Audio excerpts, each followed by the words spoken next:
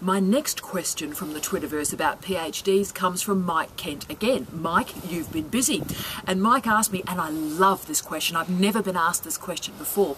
Mike asks, what are your thoughts on approaches for people studying towards their PhD full-time compared to part-time? Now that is an amazing and important question. Now Mike, there are some rules to consider. There are two maxims actually to consider. The first one is the longer a PhD candidature goes, the less likely the person is to finish.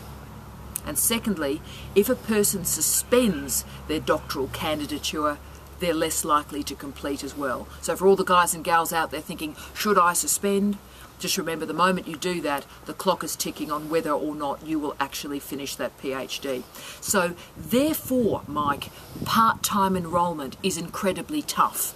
The candidate is choosing part-time enrolment because they don't have a lot of time, because they've got family commitments or incredible time commitments with work. So they're already busy people, and we all know if you're incredibly busy, then study and reading and research and drafting and writing are often the first areas to go in your busy schedule. I understand that. Now, for some, therefore, a PhD part-time is the only way to go. If you've got kids, if you've got one of those busy jobs and a mortgage, then it's either part-time or it is not at all. So I really get that. But let me just remind you that you're going to have to demonstrate a much higher level of time management skills than a full-time person. But what I would ask is have that strong relationship with your supervisor and make sure they understand your priorities, they understand the kids, the work and everything, and try and section off a couple of sessions each week that is your time. Tell your family, tell your partner and say, look, Tuesday morning or Sunday afternoon, that's my time to do this PhD, and I am not going to go to anything at that time because I am committed to this, and please be with me. So have a real family around you to enable that part-time PhD, because if you don't, you're really not going to finish it.